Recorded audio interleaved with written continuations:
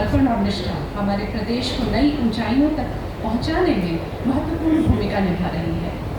आपके नेतृत्व में विकास के नए आयाम खुल रहे हैं और जनता कल्याण के लिए आपके प्रयास बहुत ही प्रेरणादायक हैं। आपके अनुभव और विचार आज हमारे लिए मार्गदर्शक होने वाले हैं और हमें विश्वास है कि आपके शब्द हमारे कार्यक्रम को और भी समृद्ध और प्रेरणादायक बनाएंगे। With utmost respect, I now invite Honorable Chief Minister Mrs. Rekha Gupta to please share her thoughts with her.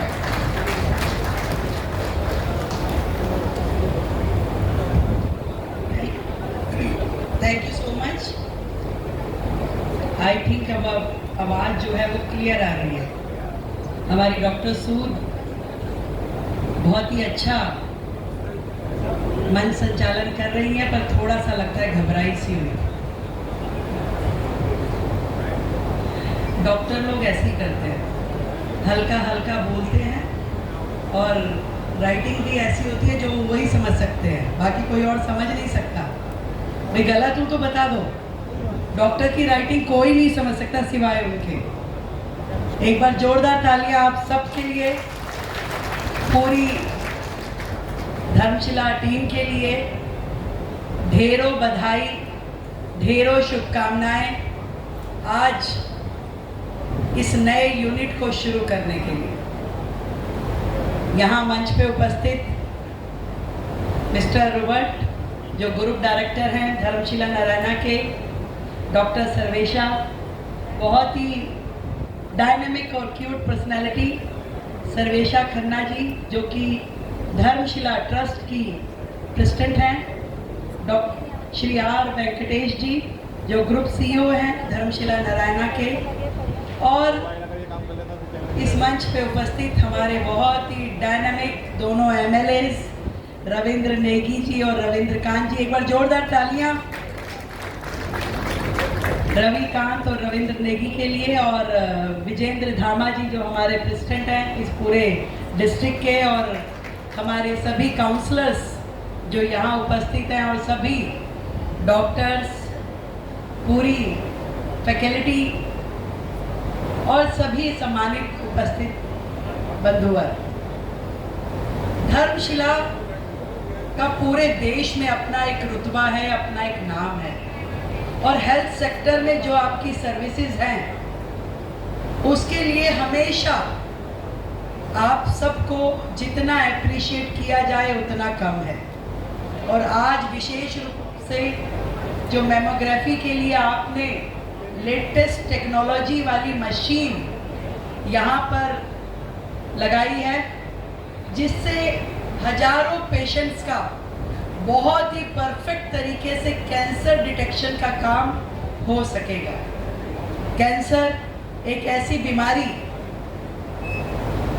जिस घर में वो चली जाए उस घर में एक ऐसी वेदना, एक ऐसी चिंता शुरू हो जाती है कि सच मानिए कि यमराज के यहाँ से जैसे कोई लेटर आ गई। एक समय था जब कैंसर का कोई इलाज भी समझ में नहीं आता था, परंतु आज जिस तरीके से मेडिकल सेक्टर ने तरक्की की है, हमने बड़ी से बड़ी बीमारी का इलाज निकाल लिया है। और ये कैंसर विशेष रूप से जो महिलाओं में पाया जाता है उसके लिए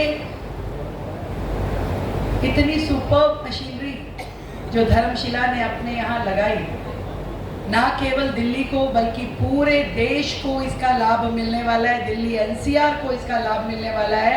इसके लिए मैं पूरे धर्मशिला नारायणा ग्रुप को बहुत बधाई देती हूँ। और मुझे उससे भी ज़्यादा खुशी इस बात की है कि आपने ये जो महीना है कैंसर सर्वाइवर्स मंथ, इसमें 10,000 टेस्टिंग्स जो आपने दिल्ली की जनता को समर्पित करके फ्री अनाउंस की है, मैं उसके लिए भी आपका बहुत साधुवाद करती हूँ। दिल्ली को इस समय हेल्थ सेक्टर में बहुत आगे लेके जाने की जरूरत है। और मैं आज इस मंच के माध्यम से ये भी बताना चाहती हूँ कि दिल्ली का हेल्थ इंफ्रास्ट्रक्चर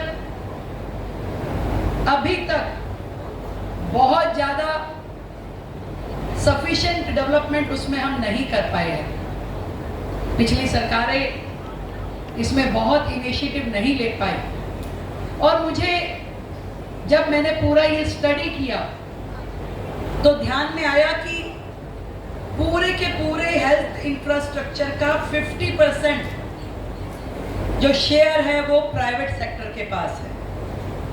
बचे हुए 50% में से 24% दिल्ली गवर्नमेंट के पास है और 26% सेंट्रल गवर्नमेंट के हॉस्पिटल्स ऑक्यूपाई करते हैं। और इसीलिए मैं मानती हूँ कि जो ये 50% सेक्टर प्राइवेट हॉस्पिटल्स कवर करते हैं, दिल्ली की जनता को सर्विसेज देते हैं, ये हमारे लिए एक बड़ी लाइफलाइन के जैसे है।